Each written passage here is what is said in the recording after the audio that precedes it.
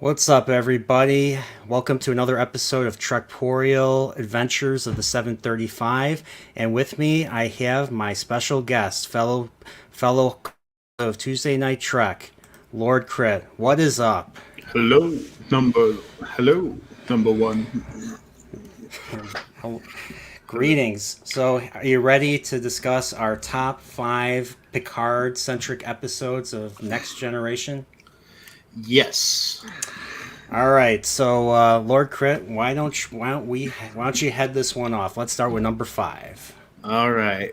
My number five. So how many episodes of TNG? So there's many episodes of Picard, but you can only pick five. The man, the myth, the legend, the captain of the Enterprise of the Next Generation, Captain Picard. There's 178 episodes, and you only get five. And so the fifth I'm gonna go with is Tapestry. And why I think it's number five is simply this is a lesson, another lesson for Picard, but an important one because as people grow up, their actions sort of mold the character they become. Um, and in the case of Tapestry, Picard, as we've seen uh, from earlier episodes, he has that artificial heart. Um, if you remember from the snare, Yeah, Samaritan snare with the packles. Yeah. yeah, he had to get a replacement for it. Mm-hmm. And I feel like I liked how this sort of harkened back to that. Uh, but basically, Tapestry is Q. Uh, Picard basically dies in the beginning, and Q. And when he thinks he's dead, he's in the afterlife. It's actually Q as God. And he's like, and I like how Picard is like, "You're not God. I have to spend the eternity with you. Oh my gosh, it was just like, oh, he was just completely disgusted when he finds this out. And pretty much Picard, it brings up the point: what if Picard did not have an artificial heart, and what if he did not die, or he did he how events did it happen? What if that never occurred? Yeah, And so the episode Q puts Picard back in his shoes as a young boy, a teen in the Academy of Starfleet. And Picard has friends, not Beverly Crusher, just, friends you make at the Academy, like schoolmates. And he has, like, romances, just, boy things. But Picard realizes he has a chance to change what happens with the Nazicans, which was he got stabbed after having a tussle, just acting like a boy, uh, all manly and stuff. But he got stabbed, and that's how he got the artificial heart. Picard realizes this, and Picard tries to change the timeline so he doesn't get the artificial heart. But by doing so, he changes who he is. And this is where it becomes very vital in Picard's life. It's another lesson of Q's. As I said, you mold what happens in the past molds you in the future. So when Picard has to actually act, he basically pushes aside his friends and pulls them and stops them from getting in the fight of Nazicans, even though that, yeah, they should fight. And from what I remember of the episode, what happens is Picard changes the past, and Q puts them in the future. And pretty much, Picard is a junior grade officer. He's not the captain, we all know. Uh, Picard learns from Riker and Troy, who don't even recognize him, that he's pretty much insignificant. He's weak. Basically, uh, basically, how those events shape how he changed the events and how it just shaped him and who he is, an insignificant person compared to how he became. Because Yeah, he basically. So what basically happened was, because of the decision that he made back then, he is not willing to take chances. He's not willing to do what he needs to be able to Mhm. achieve his goals and dreams, which is basically the makings of every single leader. You have to set goals for yourself, and you have to figure out how you're going to meet those goals and stuff. That's what this Picard. Everybody calls him Blue Picard, who a lot of people are comparing to the Star Trek Picard. Um, that version, the version that Yep. works as a Yep. scientist doing He's treated. statistics and astrophysics. He's So yeah, mistreated. He's insulted. He's pushed around because he let it happen. That's what by changing the past. That's how what Picard became. He became a coward, basically. he didn't. He as Q says it, he plays it safe, and nobody, as a result, nobody noticed him. He didn't stand out. That's No. so that's basically that's basically what he did, because I mean, from what we see of him as a youngster, like he's dating like 2 3 women at the same time. He's extremely brash. He's willing to stick up for his friends, especially when the Nausicaan insults his manhood and his friend's manhood and stuff, saying, "Oh, weak." It was like kind of like the way Clubber Lang was saying that Adrian could use a better man in Rocky 3. I don't know if you remember that part. And like this was on TV, so he tries to get into a fight with him on TV and stuff. It was hilarious, but it's the same type of thing. So, and I just what do you think of the Q? What do you think of all the Q segments where, like, there's a scene, and then after basically Q basically shows up like at the end of the scene, like he ends up emerging from the background to give Picard some quips on what's going on. I was just wondering what your thoughts on that are. For me, this was Q's being Q, obviously doing the jokes and playing around with Picard, but I really just see this as once again, for me, if you could look at from a view, TNG is basically we're watching Q's viewpoint of the adventures of the Enterprise. He's observing everything, and from this, it's just for me. This is just he's once again trying to prove he's giving a lesson to Picard about humanity, and by the way, Lord Krit, tell George and Gracie I said, Go. I can speak well, yeah. Oh, yeah. I was telling Crit earlier, if ever a whale probe comes into orbit and starts messing with our oceans and our Earth and stuff, he'll tell it to go do it. He'll know what to tell it to go do with itself, or however McCoy says in Star Trek 4. So I feel like this is like Q who. This is like Q who. This is Q giving. I feel like there are a few important lessons in the run of TNG that Q does before all good things, because I think pretty much the events lead up to all good things. Uh, yes, so I feel like this is one of those steps before we get to that final episode. Uh, but yep, Q teaching Picard a valuable lesson, and once again observing the outcome.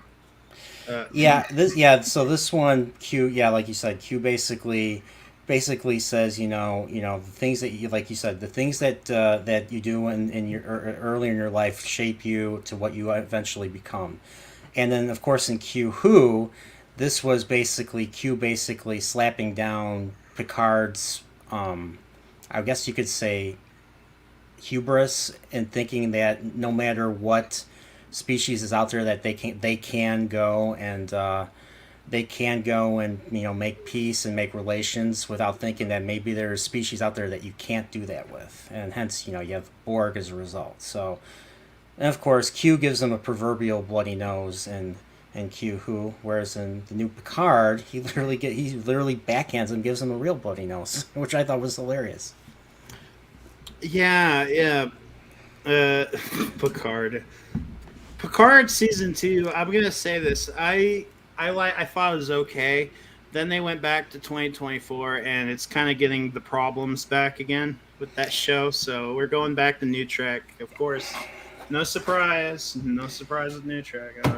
Well, I just tried watching it myself because I was working on my Orville video to give some clips, and it's just like a totally different experience. It's not the Star Trek experience. It's basically a CBS It's basically a CBS, almost modern Hawaii 5.0 type of experience. Just the way they do it, and plus with the lens flares, it just makes it.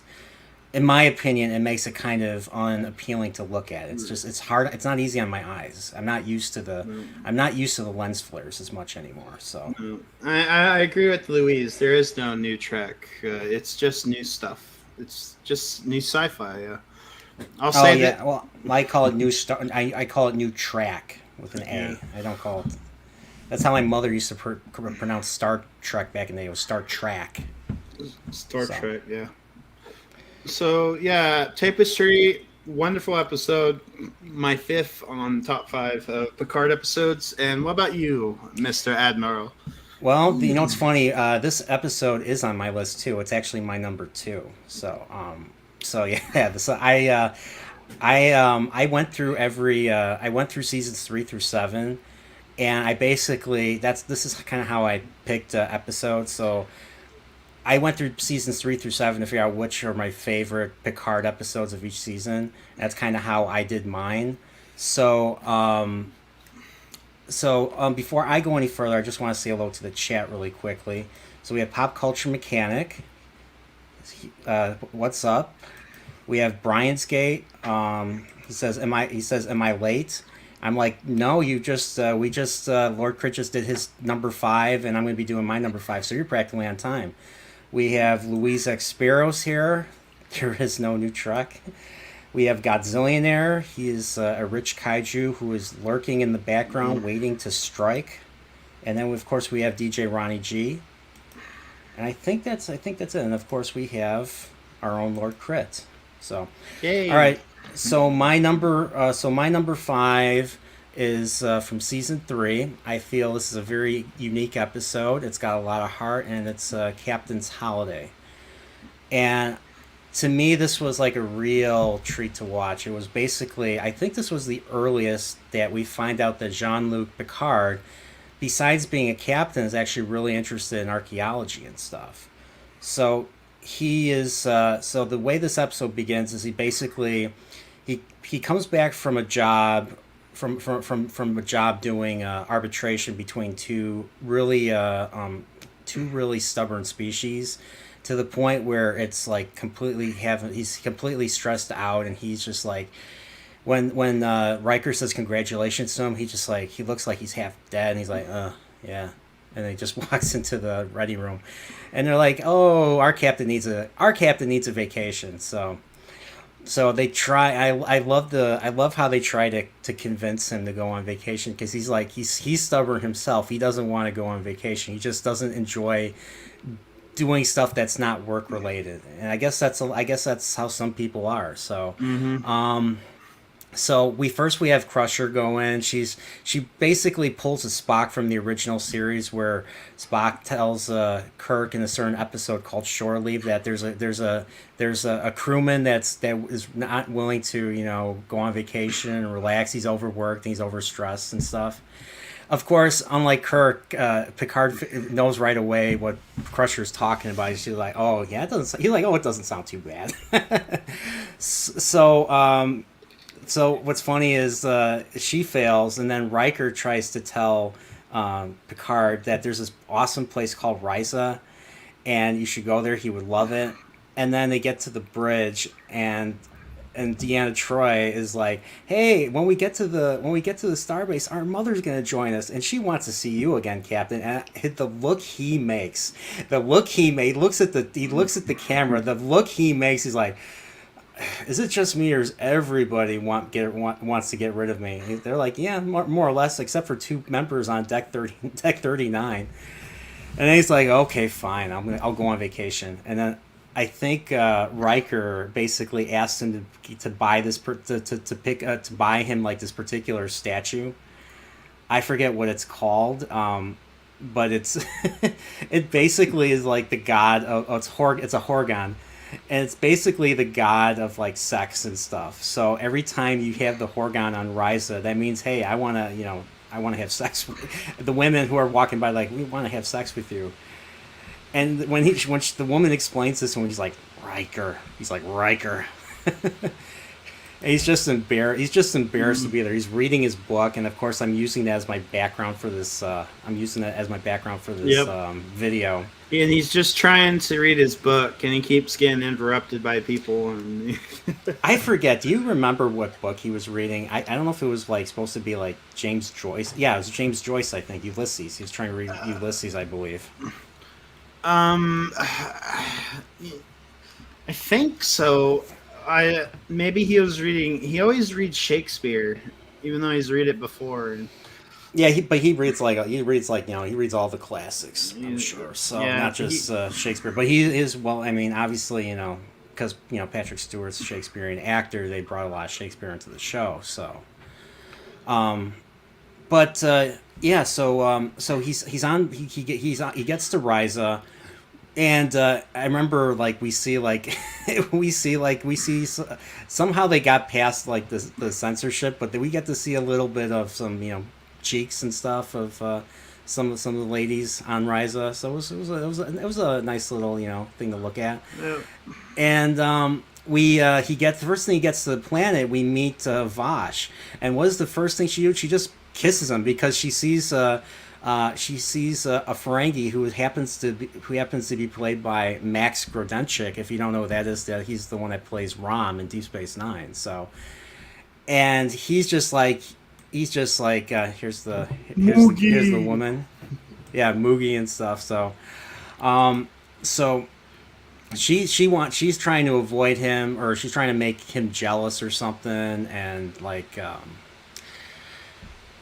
Let's just say I think she's trying to she basically, I forget exactly what happens, like she uses Picard as like a means to an end to get him to keep the Ferengi like focused on him instead of her, and so she gets a hold of this jewel called the Taxu Tat and stuff, and I think like throughout this whole episode, like Picard finds himself being lied to, and is kind of like, it's kind of almost almost conspiratorial. Like everyone's out there for their own, It's like having a bunch of like, I don't know how to describe it, but you have the Ferengi, who is not a good person. Vash is morally questionable too. She lies to him. Only thing is Picard figures out that she had the jewel the whole time, so they're digging for like hours. Yep. And she had the jewel. He figures out she had the jewel the whole time. So the Ferengi's out of the picture, and then you have the two aliens right here. These guys who basically say, "Hey, we're from the future, and we according to history, you're the one that discovers the Taxu Tat, and the Taxu Tat was from the 27th century. It was I forget what exactly, but it was used for like, I think it was for warp or something. It was used for a starship function, I think, and it was I don't know if it was like a danger. It was used as a weapon. I forget. But basically, what happens is. These are the aliens these aliens basically have their own little agenda too. So Picard basically goes and destroys the Taxu Tat using like a type of transporter, I think, transporter method or something. And he destroys it, and that's basically the end of the episode. He goes back up, and he's like, "Yeah, I had a good time, but I have to talk to you." He's like, "I have to have a conversation with you later, Riker." And then Riker smiles like, I knew he'd have a good time. So that's basically Captain's Holiday. That's number 5 for me. A fun episode from season 3. It was cool. Like it's like they're like barely. There's no B plot. It's just like you're basically with Picard the entire time on Risa. You're barely on board the Enterprise. So it just felt very different. So that's my number 5. So what's your number 4? All right, my number 4.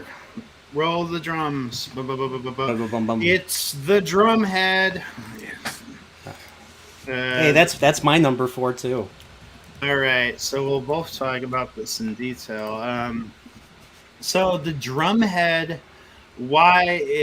is it number 4? So the story, and I watched this recently, so I remember most of it. Picard invites Gene Simmons, who is from Spartacus. I remember from Stanley Kubrick's Spartacus. Nora Sati. So there was a Klingon that they found out was spying for the Romulans, I think in the beginning. And then there was an explosion in the engineering. And so there was sort of connection that what if this was sabotaged by the Romulans? And the Klingon obviously is interrogated heavily. But it's obvious he's a spy for the Romulans, no doubt. But this explosion in engineering kind of raises questions. Is there co-conspirators on this ship? Who's who, basically? So Picard invites Nora Sati, Rear Admiral. She's retired.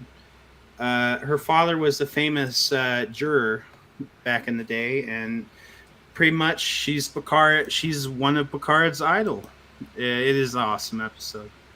But Picard begins to see things. Sadie begins to extend her influence over the course of the episode too much. And what became sort of a suspicion becomes sort of a witch hunt. Pretty much, Picard begins to see that she's turning his own crew members against him in this crusade for what is believed to be a Romulan spy. And basically this episode harkens back to the dark times of the communist trials and Joseph McCarthy, which Yeah, that's true. but I wanted to talk about what do you think of Gene Simmons in this episode? I thought her performance was super duper chilling. Like especially when she's questioning Picard and she's like, she's like, have you truly recovered from your experiences with the Borg? And just that every time I hear that delivery, I get chills. Like I feel like, I feel like I don't know how it's like it's like it's a scary feeling, but it just gives me chills every time I hear that and stuff, and like how dark people can go, how evil they can get, just to maintain a climate of paranoia, of fear, of distrust and stuff. Which is basically what she was basically building. As Picard himself said, people like her are opportunists. They thrive. They wait for the right climate to thrive in. Yes, and just pretty much the lines of good and bad are blurred so much that Picard's heroes become his enemy. They turn against him. The fact that a person he admired is putting him on the stand. He obviously sees through all this BS that this is not the way to handle things. But since this woman has so much power and influence, he's just put on the stand, and pretty much he's questioning why they're even doing it in the first place. It's vigilanteism. Oh, hey, Pacific. Greeted by Pacific. Nanu. You have to and everybody subscribe to Pacific 414 so I can get some residuals. That is all. But yeah, I love this episode just like completely engages me from start to finish. And I think where the episode really takes a turn, into the paranoia direction is regarding him, Simon Tarsus, right here. Now, Simon Tarsus works for Crusher. He's one of the medical technicians in sickbay. Now, if I remember correctly, the reason why they brought him in for questioning is because the Klingon Jadan, and I remembered his name because I watched the episode this morning, and plus I have a memory alpha in front of me. Basically, Jadan he did steal. He was the one that stole the information about the. I think it was about that same part of the warp engine that or the dilithium chamber that exploded. So like I think the specs for those were found in or were discovered in Romulan hands. And now this was during the Worf's discommendation and stuff. So like Jadan tries to get Worf to, he's like, hey, I know people, we can get you, we can remove your discommendation and stuff. And of course, Worf basically, I guess he attacks him in a way that doesn't require him to fight to the death. Like, you can't backhand another Klingon unless you want to fight to the death or something. He just basically elbows and punches him from behind. Or from the front. So I always saw Worf where I felt like Worf was too naive to see past the witch hunt. yeah, he didn't. Well, I don't. Yeah, because he's totally focused on, like, he's like, if there's a conspiracy, I will find it and stuff. So he's totally focused on what he's doing, and of course, yeah, like Sati takes a liking to Worf, and Worf she basically gets Worf. She basically gets Worf to continually find who and who and who, and Picard tries to put tries to curb him in this regard and stuff. He's like that. He's like, like, especially when it comes to Tarsus lying. So basically, the big lie that really starts this is because they have Sati has a Betazoid assistant. I forget his name, but the Betazoid assistant basically detects or senses that crewman Tarsus is lying about something, or he's holding something back. And we find out, based on what he said, they basically said that his paternal grandfather was a Vulcan, but that was actually not true.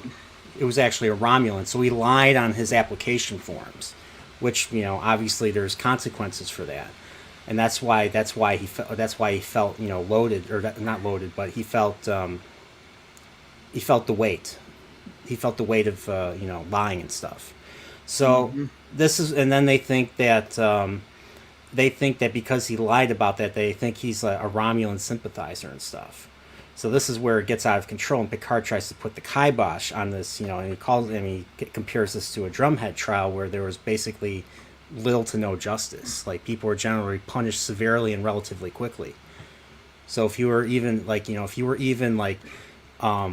and he also talks about this, and I mean, I'm going to go ahead and say this is relevant. Any, like, even simple innocent associations will get you in trouble. Like, have we become so cowardly as to resort to this type of stuff? Yep. If you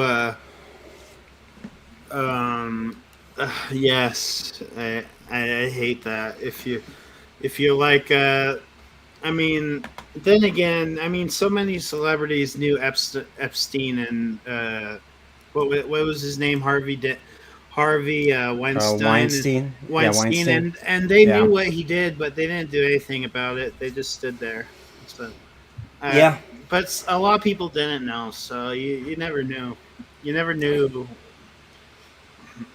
Yeah, so I mean, so basically, what they find out, because while this whole conversation's going on, and to make up for the fact that they can't reveal, that the fact that the dilithium chamber's explosion that they were thought that was sabotage actually was not sabotage. It was basically there was basically fatigue. It was a bad component. There was like the hatch, or there was a defect in one of the hatch covers and stuff. So it was not really anybody's fault except for whoever was doing the refit on Earth Station McKinley and stuff. So And because so what they did to keep us from learning about that till later in the episode was to say, hey, there's radiation all over this, so we can't access it for like another what was it 12 to 24 hours or something. So that gave enough time in the episode to say, hey, maybe there still is a conspiracy,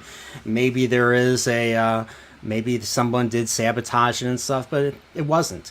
And so Picard tries to put a stop to it, and I think it's after that Sati thinks Picard somehow is conspiring with Romulans and stuff, and she opens the court or the hearing. She opens the hearing to other spectators on the ship, and she actually invites one of the admirals from like Starfleet Security, I believe.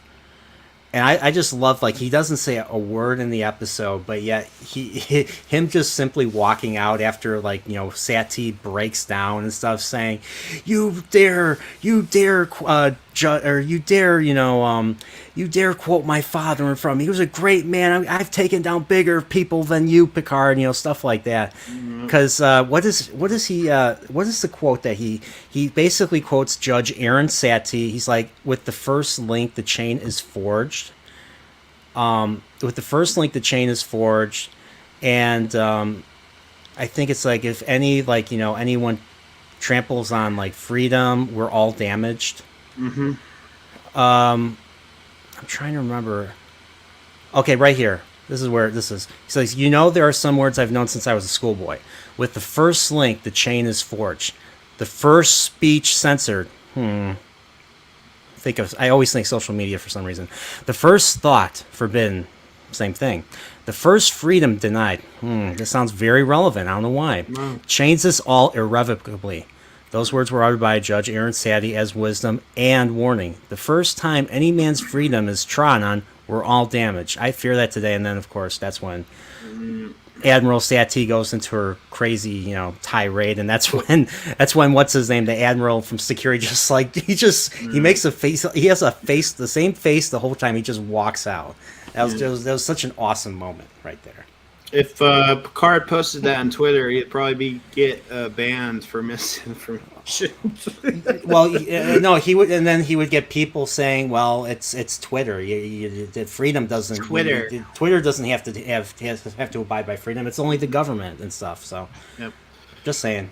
I don't mean to be political. If you're on one side or the other, everyone's welcome here. So.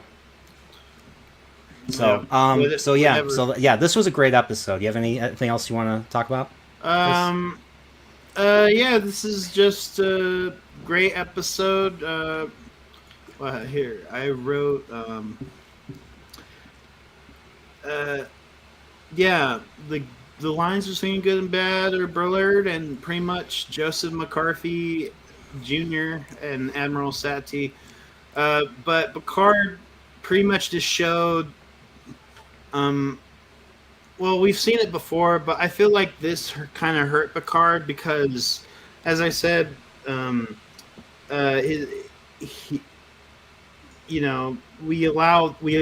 kind of allowed this to happen. And he's like, and I remember Picard, like, in a chilling way, says, people like her will always be with us. Exactly. Waiting for the right climate to thrive in. So. And I love how, like, to me, even though this is a very big Picard episode, to me this is also a Worf episode. So we see kind of Worf's journey through this. Like, he's, like, basically being, I guess you could say slightly manipulated by Sati into, really, like, she's playing on his, like, his hard working, his work ethic, and his, like, he really wants to, when it comes to security, he really wants to, like, expose, like, criminals and any threats to the ship or conspiracies, because that's just something he really likes to do. And I love how Worf is like, he's like, I believed her. I helped her. I did not see what she was. And then Picard's like, Mr. Worf, villains who twirl their mustaches are easy to spot. Those who clothe themselves in good deeds are well camouflaged. Does that sound familiar? Something that starts with the word virtue and ends with signaling and stuff. which even the Bible, the New Testament, Book of Matthew warns you about too. So,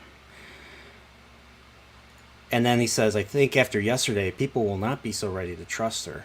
And of course, like I said, we said someone like her will always be with us. Blah blah blah. Like I've said earlier. So, yeah, it's basically torture of heretics, burning of witches. It's been going on in history for a long time, and of course, you have the you have the Red, Scare, McCarthyism, and yeah. Yep. So that's basically the Drumhead in general. This is one of the greatest episodes of television, Yes. in my opinion. Mm-hmm. I think this is an episode everybody should watch, whether or not you like Star Trek or not, to understand what this show's message, and the show has a great message. But at the same time, it doesn't take you out of the story because it's a human message. It's something that is not it's not partisan, but a political faction could use something like this as a means to manipulate others. So Yes. So, of course, this episode gets actually all these top 5 episodes will have the Roddenberry seal of approval when we get to them. So yeah, this is a gold masterpiece. And so you ready for number? So you ready for number 3 then? Number 3. Since this is our number 4. All right. Yeah. Number 3 is Picard and Dathan at El Adrel. Is Darmok. His eyes wide open. Temba, his arms wide. My brother and I, we quote this episode quite a bit. So why this is my number 3? Language is a barrier for many, whether it be from a foreign culture or through misunderstanding body language. This episode is just kind of an experience in a way, through teaching us language. This is pretty much what happens in this episode. Is the Enterprise comes across the Temerians, and the captain is, I think his name's Dathan. Yeah, Dathan. I think it's Dathan. Yeah, Dathan. And the Temerians only speak through I think metaphor, which is basically like telling a story, and pretty much these parts of this story is pretty much their communication. It's it's basically their mythology and stuff. Mythology. So the reason why they don't understand it is because they're simply not familiar with the mythology.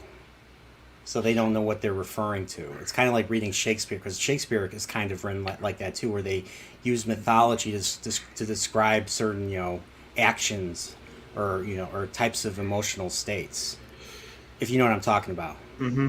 And it's hard. It's tough to make out. I mean, I'm seriously you ain't kidding when it's a barrier. So barrier. And Picard is like, what is going on with these people? Because they're obviously their universal translator isn't broken. It's just their language. So the Temerians decide to kidnap Picard and the captain, and basically put him on a planet together. And Picard is like, what? Why are you doing this? Because he thinks they're doing hostile intentions. But throughout the episode, Picard and this captain work together, and Picard begins to realize what this whole trial is basically on this planet, which is that the captain is trying to simply communicate with him. And this is sort of a bonding through cooperation and understanding. This is what pretty much elevates the episode. It just puts it on a pedestal. Yeah. And by the way, do you know who plays Captain Dathan? Yeah, it's Paul Winfield from Wrath of Khan. That's right. I didn't even realize it until I read that it was him. I never realized it. He also played the judge in Presumed Innocent, I think, with Harrison Ford. Or was Yeah, that? he was in that. He was if you ever seen Babylon 5, he's Dr. Franklin's father, he's like a general in one episode. And of course, he was the sheriff in the 1993 Dennis the Menace movie where Christopher Lloyd was the villain and stuff. He plays the sheriff. So that's actually the first movie I saw with him was not Star Trek, but was Dennis the Menace.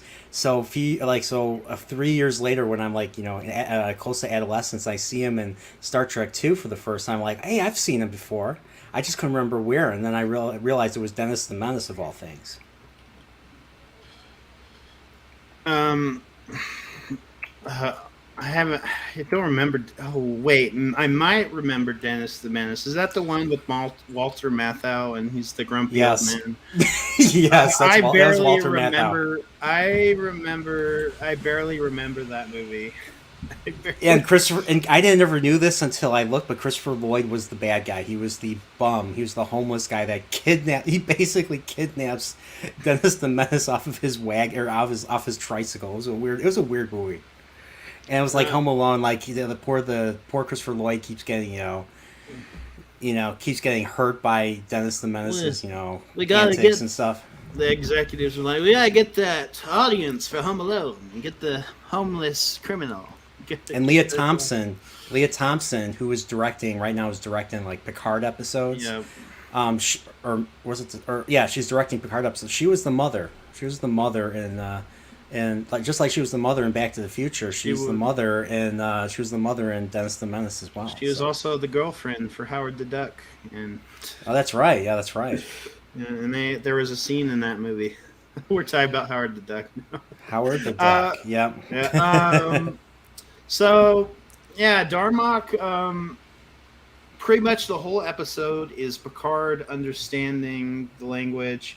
There's this monster. The two have to, and meanwhile, the Enterprise is trying to. They think the Temerians are being hostile. The Temerians just don't want them to interfere with them because they're trying to communicate.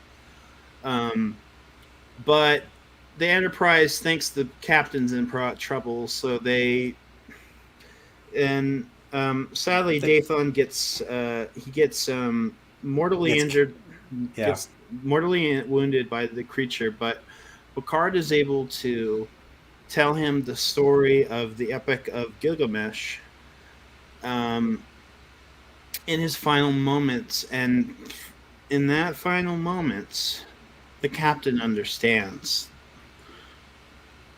Yeah. And of course, Picard. We know that Picard basically tells a story from Earth, and he tells a story of Gilgamesh, which I'll be honest. Before watching this, I've never heard of the story of Gilgamesh or I forget what was it called, the epic or the song of Gilgamesh. I forget what it is, but this was where I first heard about Gilgamesh, and then I saw that there was an anime called Gilgamesh years later, but. He basically tells Dathan that story, and I think Dathan actually is impressed that Picard tells him this story and stuff, and that he understands. And then I think he dies right after that. Yep. So Picard is now on his own and stuff. He has to fight the creature, the creature that I think is cloaked or something. I think it's a cloaked creature, if I remember correctly. Mm-hmm. It's like the Predator. And I forget if they had to. I just forget how. I haven't watched the episodes in a while, so I forget how did they rescue Picard? Like, Picard, did they have to disable? Did they have to disable the other ship to do it? Or yeah. I think that's how it. And then Picard's about to get killed by the monster, and they beam him up, and Picard recites basically what he learned from Dathan. And they basically mourn their captain, and then it's Picard and Dathan at, I think Eladrel is what, and Picard then begins to study in that mythology, and because he wants to understand the Temerians more. It's a very insightful episode in language, and And it basically, it's like if even if it seems like there's a barrier, barriers can be broken and stuff. yes. So this was basically the Temerians saying, or mainly Captain Dathan. This was Captain Dathan's mission, was by hook or by crook, we are going to learn to communicate. So it wasn't even on the Federation's end that was really trying to do this. This was the Temerians, and they, of course, it's might be some questionable methods of doing it, something that normal human beings would not consider. Putting themselves in danger just to start communication. I don't think the Federation would have gone that far to do so. But that's the reason why, like, this is like this is just one of those things that make Trek what it is. It's about it's not it's about life. It's about respecting the sanctity of life, and in order to do that, we have to be able to communicate, and we have to be able to do so in a way that's meaningful, and we have to put in the work to accomplish this. It's also about accomplishing stuff. Getting breaking those barriers that keep us from accomplishing stuff. Yep. So, yeah, this did not make my list, but this is definitely for me. This is definitely an honorable mention. But what's funny is I changed my mind. My number three, I switched episodes. My number three is Tapestry. So since we already talked about Tapestry, let's go on to your number two. Oh, okay. Number two. Okay. The number two. All right. Number two of the top 5 Picard episodes is We Are Family. And Picard has PSD. Yeah, it's family. I love family. This is basically, to me, like I said during Tuesday Night Trek, it's basically Best of Both Worlds Part 3, but without the Borg. So yeah, Picard family is pretty much the epilogue, the Best of Both Worlds. Best of Both Worlds is an honorable mention. Unfortunately, is not on this list. But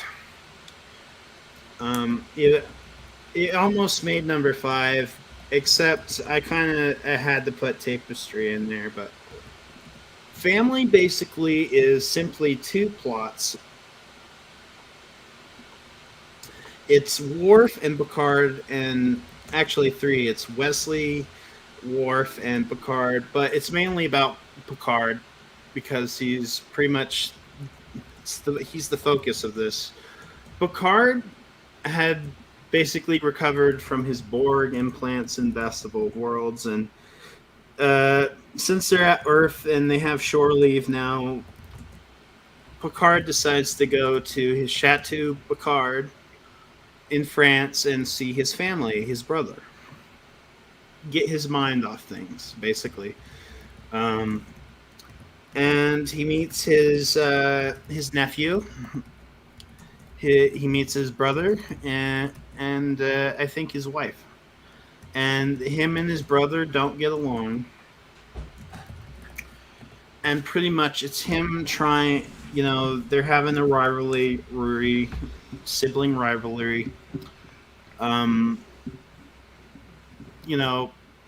His brother doesn't really care about technology. And he really doesn't want his son following in Starfleet. Even though Renee, Picard's nephew, is really excited to see his uncle and is really interested. He is asking questions about Starfleet. So throughout this, it's a struggle for Picard because, again, he has post-traumatic stress disorder. And for me, what makes this number 2 is pretty much it's a simple story of Picard overcoming his hardships in his mind. And it kind of hits home when this reminds me of I know a couple people that went to the military and they came back and they weren't the same. For me, this kind of reminded me of that, where when you come back from such a harrowing experience, and you couldn't do anything about it. Yeah. This is pretty much Picard at his lowest in TNG, but his brother and him have the rivalry, and then they just, they kind of just duke it out. They get off their chest, and Picard basically breaks down. Yeah, he gets into a fight. He gets into a fight with Robert in the mud, and then it's one of those. It's you see a side of Picard you never see, because Picard's always very he doesn't show his emotions. He's very he's very stiff. He's very stoic. It's one of the most heartbreaking things to see Picard just break down like that. He had been holding it in the whole episode, and his brother never acted. His brother then says, I always knew you were a human, still human in there.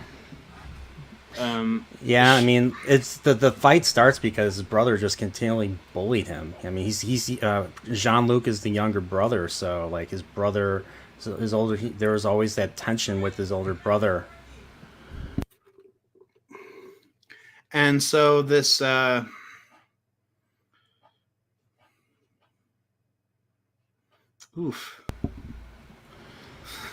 at that picture now, it looks like it was made in Blender. Space Station. That model.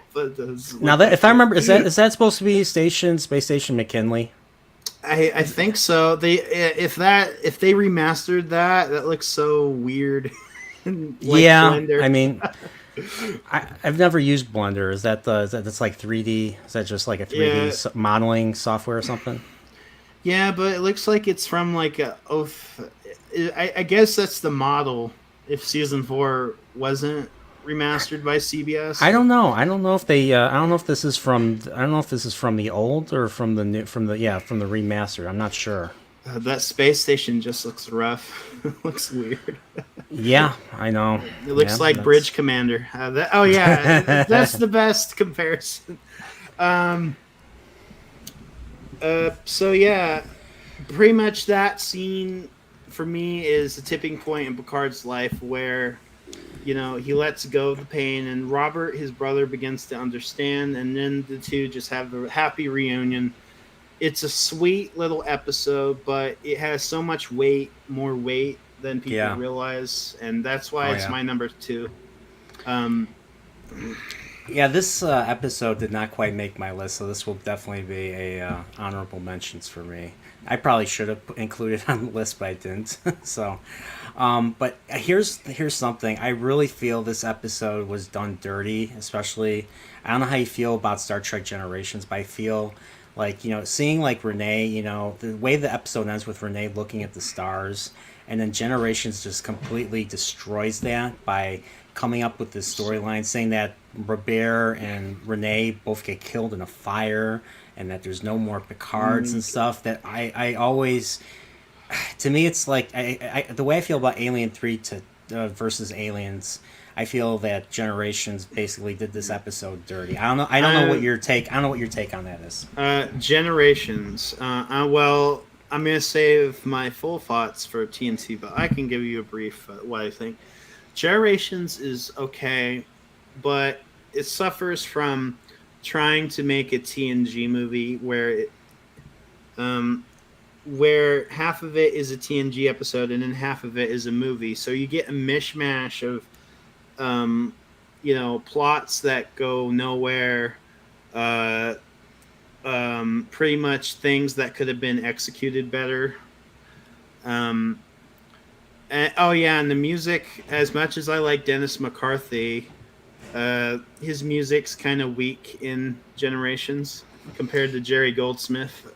That's true. I mean, the only thing I'm really interested in is basically this whole thing with Picard's little arc where, he finds out Renee and Robert are both dead and stuff. and they used that as a means to testing him in the Nexus. So like it's like a test for him to see if he'll stay in there and stuff. And he, It's kind of half, if you excuse me saying, it's half-assed. I agree, I In totally Generation. agree. Yeah, and I just like I really did not. They just to make just to give the Nexus a little bit more, give to just to give Picard a test. I thought like I really feel like this was I just simply don't agree with that direction. Like making Picard the last Picard and just killing off Renee. Basically, so every time I rewatch this episode, like just thinking about Generations just pisses me off and stuff. But that's just me. That's just my opinion and stuff. Yes, they could have done so much with Picard's family, but Yeah. the way they kind of just threw that in Generations was disheartening. And I would Yeah. have minded to see Picard's brother come back. Yeah. Um, And then, so here's the funny thing, like so, Picard Chateau Picard burns, as they say, but then of course they don't mention the wife here. Like we don't know what happens to her because I guess they forgot. And with Picard itself, the new thing that, but then again, they're forgetting lore left and right, so it shouldn't surprise anyone. But like he's just living there, like it's like it has never burned down and stuff. So I guess they forgot about that too. But then again, who they cares forgot a about lot of Picard? things. They forgot Time's Arrow. They Yeah, forgot what my number one is. yeah, exactly. So this is your number two. Yeah, this is my number two. My number two is, and maybe it's your number one. I'm not sure, but my number two is Inner Light. So Inner Light, That's my number one. that is your number one. Okay. Um, I actually chose another episode as my number one. So, but of course, so basically in this episode, they're basically out there exploring because that's what they do in Star Trek, and they come across this probe, and then this probe basically, once they get within vicinity of the within a certain vicinity of the probe, it activates and it basically connects to Picard's mind. So it basically knocks him unconscious. Like he goes unconscious. He falls to the floor, and he wakes up and he's in like another world and stuff. And he has a wife, and he has no idea where he is. He still believes he's Picard, and he stays in that life for years. At least from his point of view, he stays in that life for years. So every time they go in between, they go from him to the crew. There's always a big time jump. So the first time we see him, he's there. He goes and walks out in the town. He's in the community of Resic, and he's on the planet of Catan. And here's his wife right here. He basically goes out and he goes, looking around. He starts asking around, and of course he's not going to get the answers he wants. So he pretends has amnesia. They say he had a fever and stuff, but but they didn't prescribe him more cowbell. So, so time goes on. He's really interested in like this and where they were trying to figure out where they're located with respect to Earth. And the wife basically says, "Hey, you've been doing this for 5 years now. I need you to put aside that other life and think about me and stuff." So, um, so they do, and I think I don't know if it was at that same moment.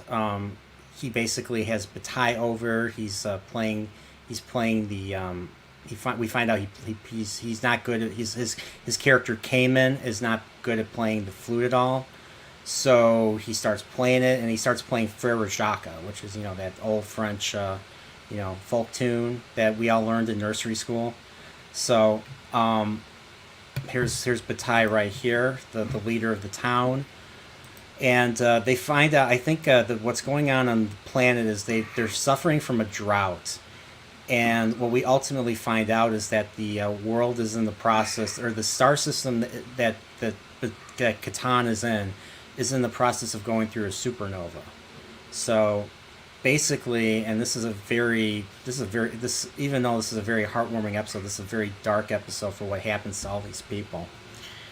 So basically, everybody dies ultimately, And Picard is living this life of Kamen that was recorded inside this probe, and it was basically the real Kamen himself, that designed the probe, and this was their way of saying, "Hey, this is our memories. Please don't forget us.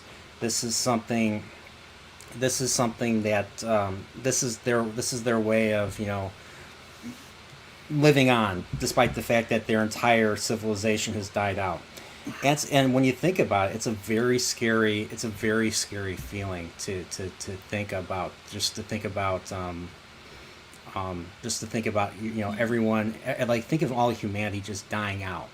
Like, who's going to be there to remember this? I mean, are we alone in the universe? Will there anyone be out there to learn from us and move forward and stuff? It's just a weird feeling. And here's the thing that is really important. I mean, this is a Picard-centric episode. Picard has been single. His life, how he lived his life is basically work, work, work. His career. It's all about his career. His career is the only real thing. So now he has a wife, and then he starts experiencing what it's like to be married, to have a wife, and to have two children that grow up. And what's funny is when we see those two children grow up, one of the son is actually Patrick Stewart's real son. His name's Daniel. But both of his children have various aspects of him, Kamen. Like, Kamen's a music. Is really passionate about learning to play the flute, and he's very passionate about, like, being a scientist and stuff. So the daughter takes on the scientist aspect of him, and the son takes on the musical aspect of him. So I thought it was just wonderful seeing, like, him live almost a full life and stuff, to the point where, like, the episode ends, he's an old man. He has a grandkid, he's a grandson, and this is something that always brings me to tears, is seeing him say, "Hey," he tells his daughter, like, every time I see him, I get upset because he will not live a full life because of what's happening, And there's a deleted scene where she says, "As long as we love him and we stay together and stuff, and we be true to each other, he will live a full life, whether or not it's as long as most people deem it and stuff." So, and of course then we find out that everyone that was in his life appears to him and says, "Hey, this is we're happy that you listened to our story and stuff. Don't you remember who you are?" And then after, like, 30 something, after 40 to 50 years later, he finally remembers that he's Picard. And then he wakes up, he's trying to remember Crusher and Riker and everybody, and he's like, "How long?" And Riker's like, 25 minutes. That's crazy, don't you think? I mean, this is your number one, so hey, speak away, man. All right. Well, oh boy. All right. So this is the exploration that awaits you. Not charting stars or nebula, but charting the unknown possibilities of existence. This is that's my number one. What you just said is mine. That's my number one, actually. For me, that episode's from.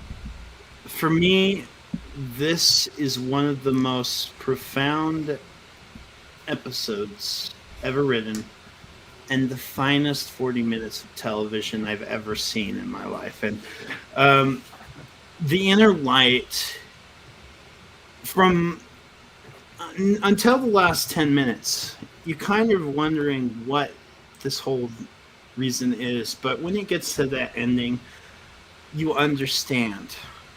You understand, and then you realize that this is what Star Trek truly is. This episode encompasses everything about Star Trek. It isn't about the adventure. It isn't about the action. It isn't about lens flares. It's about self-discovery and life. And the experience Picard... The experience Picard goes through and is pretty much... it goes beyond any exploration of space and time. The fact that he is given a lifetime to... before this, we saw Picard. How was he? He hated children. He was uncomfortable. He didn't think he would grow a family. for me, this changed that, where he actually got a chance to experience what this is. He got to experience life, family. He actually had children. He was given a chance He to, was he was given a second chance almost, and just like in Tapestry to a point. through 25 minutes, Picard experiences 40 years of life and growth as this farmer. Uh,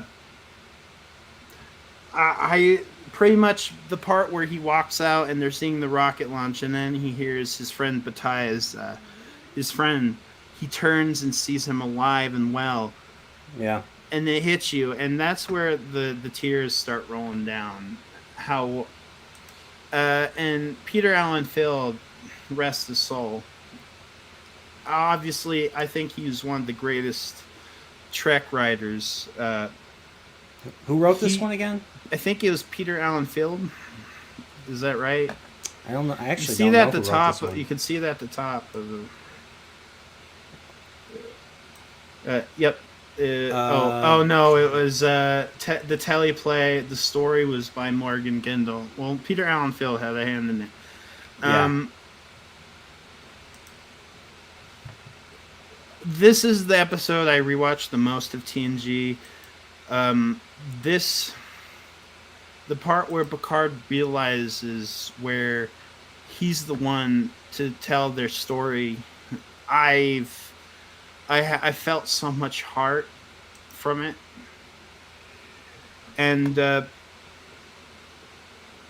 when his wife comes back at that final time and says, "Tell them of us, my darling." Yeah. You kind of just you can't hold yourself. You can't. I mean, like I said, like, just the idea. Just think of the idea of, every, like, and people were thinking about this because especially when nuclear, weapons were being built in the late 40s and 50s, people were scared about self-annihilation. Like, if everyone dies, who will be there? Like, especially when we think about this, I mean, we think who will be there to remember us and stuff. Will we be able to leave an aspect like something something equivalent to a flight recorder that will, I mean, prove our existence? I mean, we have the Voyager probes that are currently out in space. I mean, I think one of them finally left the solar system, but yeah, I mean, like, who will be out there to remember us if we all die and stuff? And I feel like I have a theory. Q was the one that brought this. I feel like Q brought this probe towards the Enterprise. I feel that's. You think Q did that? I think Q intentionally had this probe go toward the Enterprise. That's a theory. It's not canon. It's just an idea. But I feel like this was one of the stepping stones in Picard's lesson. And I feel like I know what episode you're about to talk about. That leads up to that moment. This is. Is this him, Peter Allen Fields, right here? I don't. I mean, he looks too young. Maybe. So the Inner Light is, for me, the greatest episode of TNG. It's the best Picard episode. It is one of the greatest television episodes of the golden era of that time. I agree. And we will never get an episode like this. The Picard, STD, and all those shows will never reach the heights like this. Maybe if people like that stuff, I don't know. If they like that garbage. Yeah, I mean, the thing is, you have to have human beings that they need to have human beings on the writing team in order for episodes like Inner Light and stuff to, materialize and stuff. It's just, you have the wrong writers that can't do this, then you're not going to get that. You're just going to get schlock. So, but and Inner Light is a great episode. I love this. I mean, just this shot right here, which makes me think of Legend of Zelda, where Link is standing and he sees Hyrule. Kind of makes me think of that a little bit. Yeah. So yeah, of course, there's obviously the secondary plot where they're trying to get the nucleonic beam off of Picard, and I remember Beverly compares it to like a knife wound. Like you don't necessarily take the knife out right away and stuff. It could do I more would harm have, than good. even though this is the greatest episode of Trek for me and the best Picard episode, I feel like that they should not showed any back to the Enterprise between Picard. I think they should have kept it a mystery until Picard woke up. Yeah, that would have been. Yeah, that might have been more interesting because I think what like I said earlier, they used going back to the Enterprise as a buffer to do all their time skips. So every time they went to commercial and then we go back to, or every time we cut back to the Enterprise, there would always be a time skip after that. I believe. I don't think they've ever not done a time skip. Yeah, well, it was 25 minutes, but 40 years. Yeah, it's crazy. So I guess I'll let you do your number one. Yeah, well, my number one is actually the series finale of TNG. Yep, is All Good Things. So, All Good Things is basically, and this is basically this is basically, it's a double feature almost. It's a double length episode, almost like a two-parter. Well, it kind of is a two-parter played as a movie.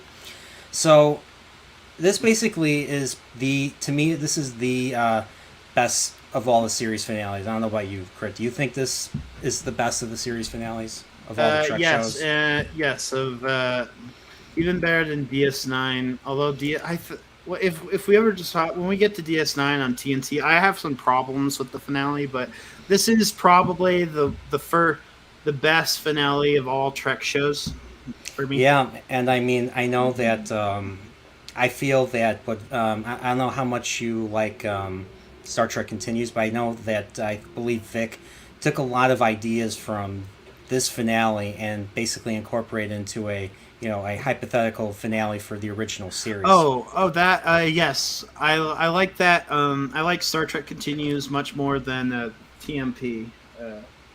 It's a good. You mean TOS? Well, TOS never really had a finale. No, they didn't.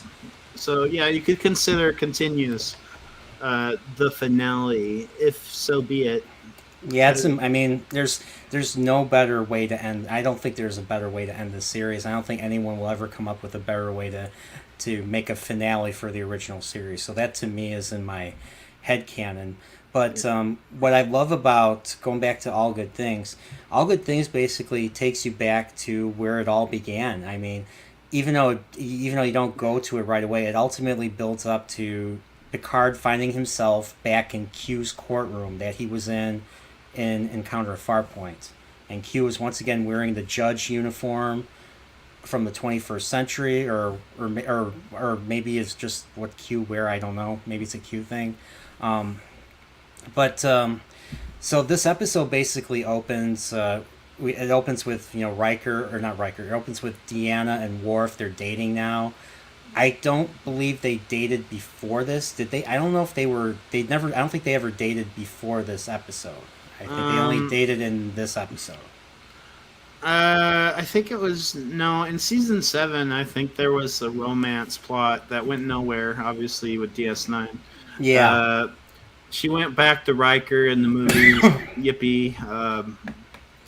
But I think you might be right. I haven't watched season 7 in a while, so I haven't. I have like a rule. I don't watch the finale unless I watch through the whole show. Okay. Yeah. So I have a question. Can you address what DJ Ronnie G is saying right here? The Enterprise finale was the best of the best. Oh, that episode. That was a terrible episode. That was a terrible idea. What they did. There was no finale of Enterprise. You just watched TNG Pegasus. You just watched the Pegasus on season 7. Now that's one of your favorite episodes, right? Isn't it? Yes, it is. Okay. Yeah, Yeah. Pegasus is a really great episode. One of the few strong episodes from season 7, in my opinion. So, and of course this one too, obviously. So, going back to this, Riker and or not Riker, I keep saying Riker. Worf and Troy are basically they just came out of the holodeck. They're dating and stuff. Worf is kind of worried about hurting Riker's feelings because Riker and Troy have had this long history of romance that, like you said, didn't really go much of anywhere until Star Trek Nemesis, where they get married. But that's way beyond the point here. So they're coming out of the holodeck, and all of a sudden we see Picard. He's like in his robe and his bare feet, I think. He's like, "What's the date? What's the date?" And then they give him the date, and he's like, "I can't explain it, but I've been going back and back and forth through time." And so what we learn is Picard's been traveling in time to like the future and to the past. So the past the future he goes to he goes forward in time 25 years. So he's like, he's an old man. He wears a hat. He is retired. He's retired to Chateau Picard. He's in his vineyard. He's tying vines together. And And he doesn't have two Romulan servants, or no, it's just him by himself. And then Geordi comes by. He's like, "Hey, Captain." We find out the reason why Geordi shows up is because his wife, who is Leah Brahms, Dr. Leah Brahms from the what was the episode Galaxy's Child from season 4, the real one, the real Leah yeah, it's Brahms. Galaxy. I think it's Galaxy's Child. Yeah, and then there's the holographic one, which I think was in I forget it was a season 3 episode where he meets he gets the holographic Leah Brahms to help him with solve a problem, and then in season 4 when he meets the real one, she's totally different in personality. Yeah. That's actually on the next TNT this week. Yeah, I can't wait to watch those. So we find out that that Geordi is married to Leah Brahms, and he's got like 3 kids, I think. One of them's going to go into Starfleet pretty soon. And he finds out the Leah Brahms still has people friends in Starfleet Medical, and we find out that Picard is sick. He has the Irumodic syndrome that they talk about here. They talk about in Picard and stuff. And he dies of it in Picard, and he becomes a robot, or he becomes a golem android out of nowhere and stuff. They just I can't explain how they do it because I don't think the writers of that show can explain how they do it. So, going back to this, so this is actually when I watch this, I see this is the future I wanted to see. I'd rather have get rid of all the J.J. Abrams stuff, the destruction of Romulus. I'd rather just see this. They have the Klingons take over the Romulans, and the Enterprise is still around. At least I think that was the Enterprise. I think in that Riker is commanding. Admiral Riker is commanding with the 3 instead of 2 nacelles. There's 3 nacelles and stuff. Yes, yeah. So I don't know if that's supposed to be the D or another letter. Maybe it's just a refit. I'm guessing it was a retro, or it was simply a refit of the. It was a refit of the Enterprise D. So. So basically, so future Picard is like, he's like, why am I here and stuff, and everybody thinks he's going senile, and then he wakes up in the past. So now he went from the present to the future. Now he's in the past. So now he's on a shuttlecraft with Tasha Yar. Tasha Yar is escorting him to the Enterprise prior to the Farpoint mission. So. So basically he starts to see things. He starts to see he starts to see people like shouting and screaming and shaking their hands at him and stuff. And he's like, what the hell's going on? And as he's going through the 3 different time periods, he finally finds out that, something is going on with him.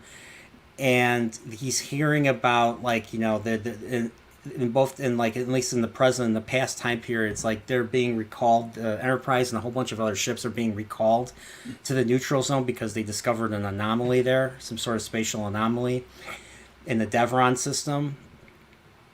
and we find out it's a temporal anomaly, and it emits anti-time.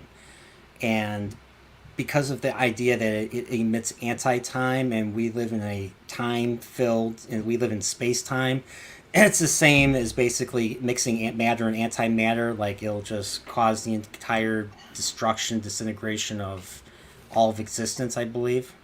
Yeah. So, I'm sorry, go ahead. It's an anomaly, a dangerous one.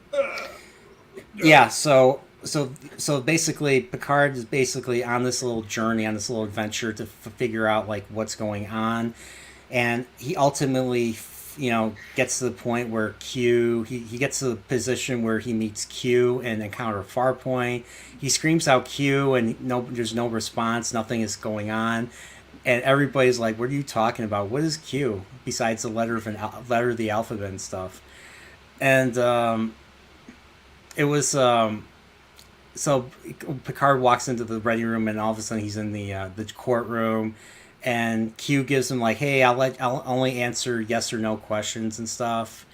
And so we find out that Q is responsible for for him going back through time. And reason why Q is responsible for that is this is his way of helping Picard figure out the problem at the Q continuum put before him. And the big revelation is that we find out that it's actually not the Q continuum or even the anomaly that destroys, or that is responsible for the destruction of existence, but through Picard's own actions.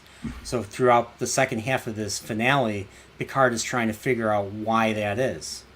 And so, like, especially in the future segment is really where a lot of the adventure, a lot of the action, they incorporate a lot of the action in this. So he doesn't have a ship anymore. So we find out that he once married Beverly. So she has the last name Picard. So she's Captain Picard of the they have, I don't know if they have medical ships in the present, but in the future they have medical ships that go out and do, medical duties and stuff, like probably go out and help answer distress calls and provide medical assistance, kind of like, EMTs and paramedics and stuff, but in space. Yep.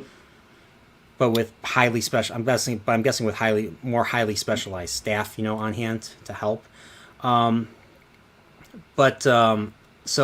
they get on board there, and we find out that the Romulans have once again been conquered by the Klingons in this timeline. So the Klingons basically.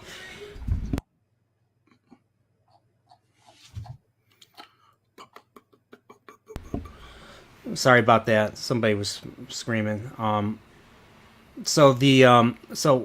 was I? So the medical frigate they're trying to make their way to the neutral zone to see if the anomaly is there like it is in the other two time periods. So we find out that I think they employ like their own tachyon pulses in all three of the time periods, and that's what creates the anomaly. I'm getting ahead of myself. They get attacked by Klingons. So the Klingons take over the Romulan Empire. So when they try to get to the neutral zone, they get attacked by the Klingons. And Worf is with them. Worf lets them go, but for some reason other Klingon ships attack them. And this is where the Enterprise D comes in with the 3 nacelles under Admiral Riker.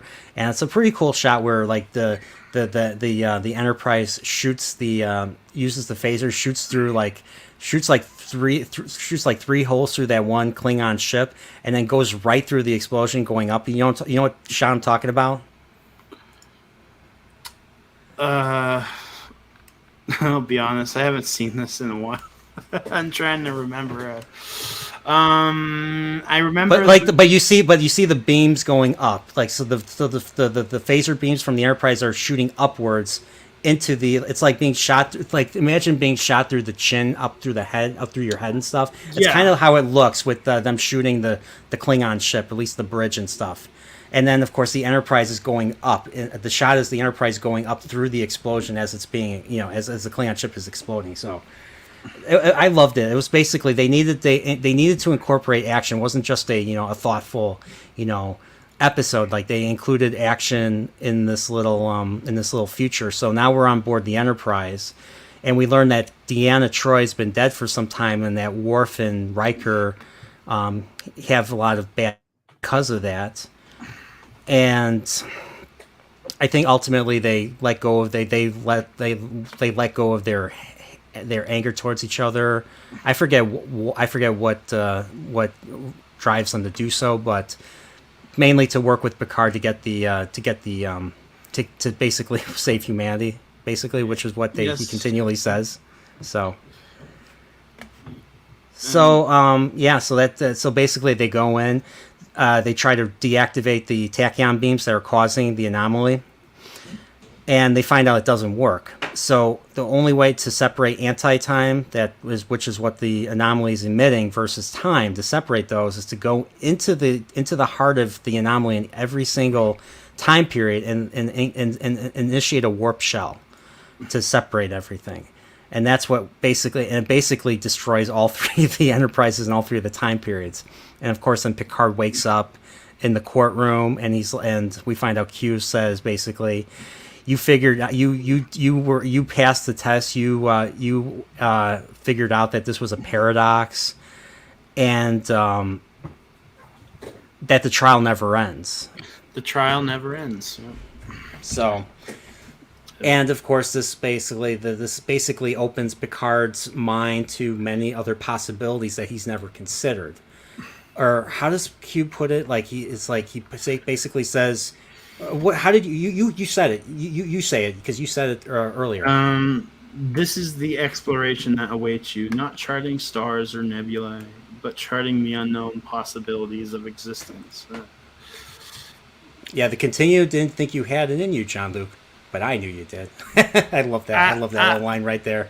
I feel like this whole episode was basically the last test for Q, because Q was watching. I feel like the Adventures of TNG, the Enterprise D, was from Q's point of view, and pretty much this was Q ready to give Picard the final tests, and you think all of TNG was from Q's point of view, more or less? Yes, yeah, it was him. I never thought of it that way. That's actually a very interesting way to see it. Maybe he was the Watcher, I guess. Maybe the Watcher. The Watcher, I know. Oh my gosh. I'm joking. They made That's all right. in Picard. They made they're making the Romulan servant the Watcher, and like, ugh. Oh boy. so okay, so the whole idea of new possibilities and stuff, and of course Q says that famous "see you out there." So what is one of those possibilities they never considered before? Well, here he's playing for the first time ever. He's playing poker with the senior officers right here. And he basically said the very last thing that is said in the episode in the series is the sky's the limit. And we pan up, and that's the end of The Next Generation. A very good show. So that, my friends, is my number one. So it's honorable mention for me. So chat, I'd like to know what your I'm curious what your five let are loose. and stuff. Yeah, let loose and stuff. Engage. So games, movies, and comics R Us says Star Trek Picard is a bad show. I tried to like it. You know what? I tried to like it too. I watched all of season 1. I thought the first episode of season 1 wasn't bad, to be honest. I mean, it was nice little memorabilia seeing the Enterprise D again. It actually looked pretty good. But then the rest of the show happened, and Picard just the way Picard was acting just didn't mesh up with how Picard acts in TNG and stuff. So I was liking the story concept of Picard, where Data had a daughter or a connection, and he died in Nemesis. I liked that aspect. I kind of liked the Romulan servants. Although they talked down to Picard, everyone talked down to Picard. I hated that. Yeah, it just I couldn't believe it. I couldn't suspend my disbelief with seeing all that. I'm like.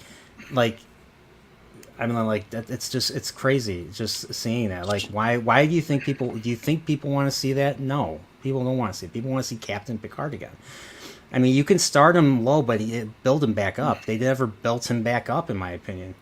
He was just down the whole time and stuff. Besides Brent Spiner in season 1, I don't think they even brought back any TNG. Riker and Troy. I quit before they went to Riker and Troy's place. But Yeah, I actually, what's funny is I felt like when I was watching this, I felt like it was like, hey, we promise you more and more Star Trek as you watch this and stuff. We'll eventually get to a starship. Just we'll give you a little bit of crumbles of this. So when I hear him say shields up, I felt warm because we didn't really hear anything that resembled being on a starship and stuff because they weren't on a starship. I mean, I feel like I felt like they. To me, Star Trek is a show about people working on a starship and stuff. That's what it is. And when you take that away, it's something else. That's kind of how I felt about Picard. Hello, rough girl, and What's up, rough girl? I will say I did like one new aspect of Picard, and besides the concept of the two Data daughters, I like that. Since this is a positive for Picard. I'm sorry, surprise, but I like the character of Elnor. I thought that Picard, found a child that he could connect with, and and I liked the whole honesty thing. That was probably the only thing I liked out of Picard that that could have been done better. Picard basically having a sort of a stepson or this Romulan boy having a father figure in Picard. Of course, that plot went nowhere in Picard. So yeah, that's the nature of that type of storytelling under a certain Alex Kurtzman and Akiva Goldsman.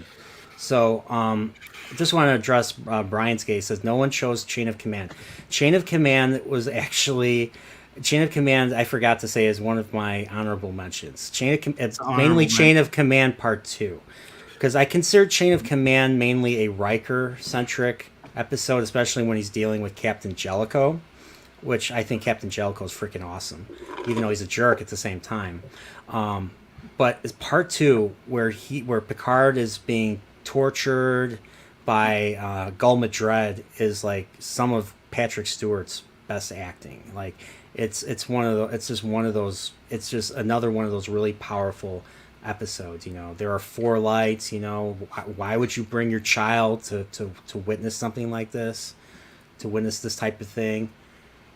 And it was just messed up. It was just messed up. So, but to go back to Picard, I didn't mind Elnor, but wasn't a huge fan of him just like killing people and stuff. Like that's my big problem with this new Star Trek is they like to kill people quite a bit. The thing is, I like the idea that Picard would, even though Elnor is like honest, that Picard could teach his values to Elnor. And I mean, I agree. It was a setup for a decent story, and they squandered it. Yep, they squandered it. And another thing I need to rant about Picard.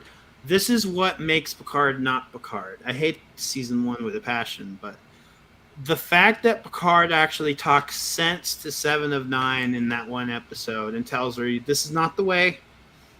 And you're like, oh wow, something Picard. It felt like Star Trek. And then as soon as he beams away, she goes ahead with her revenge anyway. So that episode is like the worst thing I've ever seen. It ruins not only TNG but also mainly ruins Voyager. Now I don't know how you feel about Voyager, but I still had investment in like characters like Seven of Nine and Icheb, especially at the end of the series. And just to see them like completely undo her character arc like that, and killing Icheb the way they did was just like uncalled for. Like, who the hell are they to take something that's established and just kill it off without really building to it and stuff, to really earning that thing? It's just like they're doing it just for the sake of shock value, and that's generally not how to write stuff. You're just gonna piss and alienate the audience. But I guess they don't care about that. They killed Elnor in season 2? No, Oh, I was talking about Ichab when they rip uh, out his eye and then Seventh of Nine Mercy kills him. yeah. But he calls him mother. He calls him mother. Please kill me. I'm just like, oh Jesus, excuse me. I'm like, oh jeez and stuff. Like really. I'm like, why are they? I'm Yeah. like, why are they doing this? Like, why? Why are they doing this? Like, who are you making this for? They're making it for people that don't understand Star Trek. I don't want to get too political, but there's a few Trek YouTubers I can probably that love this Picard. But Oh yeah, uh, there's quite a few. I know. um, uh, uh, I'll tell you. Well, there'll be a time I have thoughts about Voyager, but I'm not going to bring up Voyager right now. That's fine. So yeah, Picard had potential. They had the potential to correct the STD issues. They actually made them worse. And yeah, so Picard ruined the iconic character, like Luke Skywalker from The Last Jedi. Add on to the list. Just they love taking these old properties and just like slandering them without research. Just oh boy, Picard, let's make him broken and old, and Yeah. let's make people just push him around. Yeah, to me, it was just poorly. It was just a poorly thought out. It was a poorly thought out story, and it just didn't go anywhere. And then they set things up, and then they conveniently forget about them the next season because that's what they do. There's no consistency. If they can't take their own continuity or their own consistency seriously, why should I even waste my time? Why should a viewer waste their time and money on your product, on your end result and stuff. So that's kind of where I'm at with new Trek. But I have to see how they're gonna do Strange New Worlds with Pike. Like I have to. They're saying, oh, they're baiting everyone, saying, oh, we're gonna return to the optimistic Star Trek of yesteryear and stuff. And I just know they're not going to do that. They're trying to once again bait people into going into it. So I have to see for myself how they're going to do this. So I might lose a bit of my soul in the process. But hey,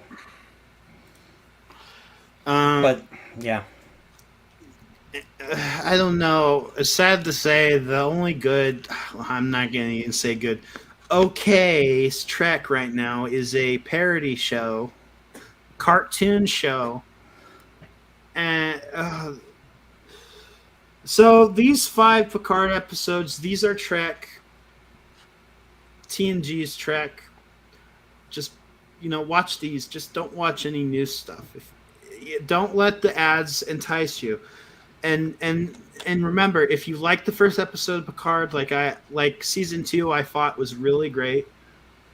It's a bait and switch. They're gonna pull the rug from you. You're gonna get typical new Trek the more you watch it, and then you're gonna be like, why did I waste my time thinking something good's gonna come out of this train wreck? yeah. And then my with all those flares going into the camera and stuff, my eyes are just going to get a complete. I'm going to get a headache from watching it and stuff. They're gonna do Strange New Worlds will be next on the chopping block. Christopher Pike's gonna be ruined as a character. They're gonna diss the TOS. You just know it. You can feel it in your jellies. It's gonna happen. So when it does, don't be angry. Just turn Well, it off.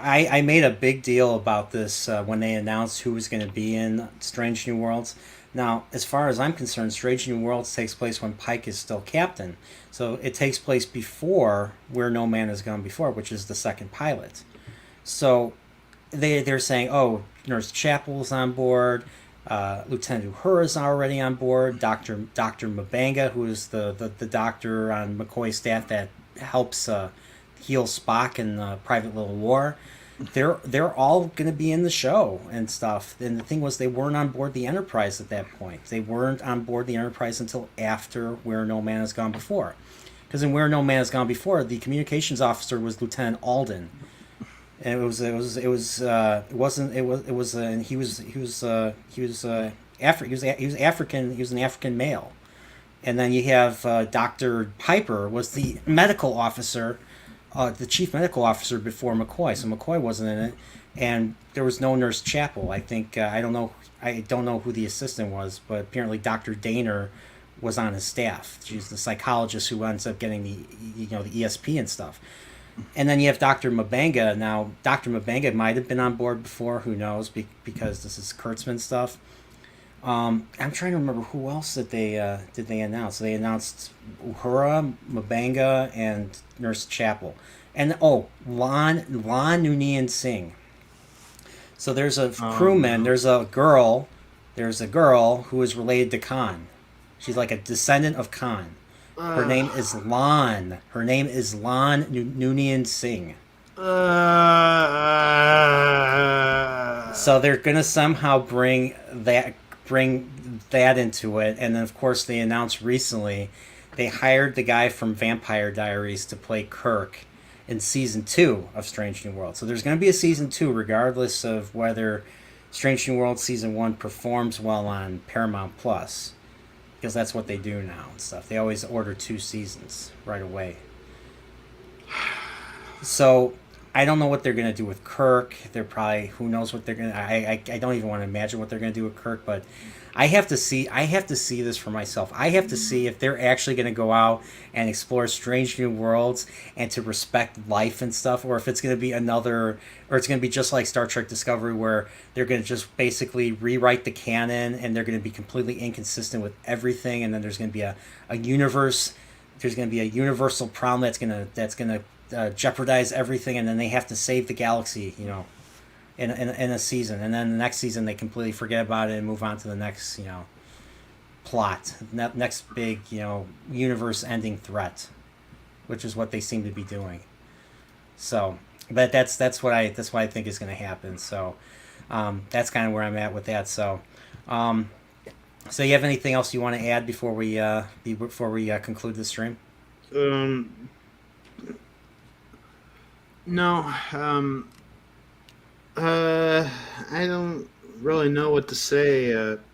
We bashed on Picard. We got the Picard hate out. We had to get it out. The Next Generation top 5 Picard episodes. Picard's just a great character. This Picard, at least, this is one of the greatest characters of our time.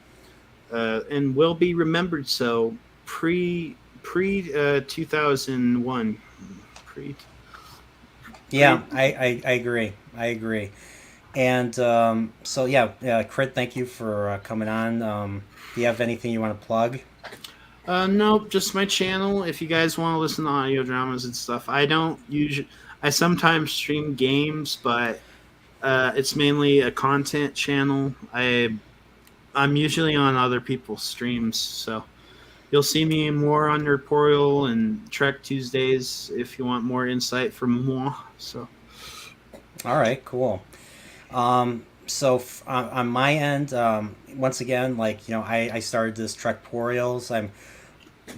I basically bring on guests, and I try to fit what the guest really likes about Star Trek, and if they've ever seen Star Trek in the first place, and try to fit the discussion to them. So, Krit, you really like Picard-centric episodes, so hence I chose this particular thing to discuss for you. So, so anyone out there that wants to come on, just DM me on Discord or Twitter, and tell me what your favorite aspect of Star Trek is, whether it's a certain character or a certain type of storyline or a certain type of race or something, or your favorite show, and I would love to have you on in the future, and I can figure out what we can do and stuff. So, on my end, I'm going to be. On Saturday I recently uploaded my layman's guide to the Orville.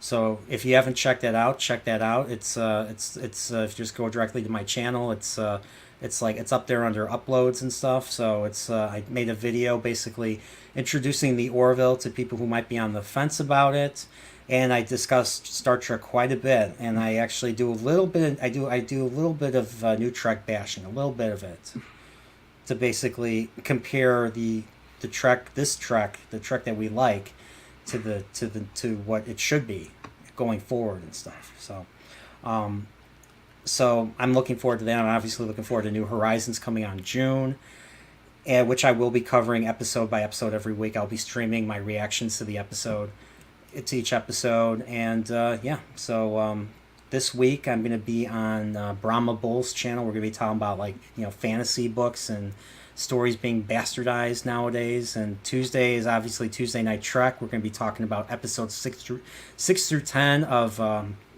TNG season 3 on Master Paul's channel, the Star Wars guys. If you haven't subscribed to him, go and subscribe.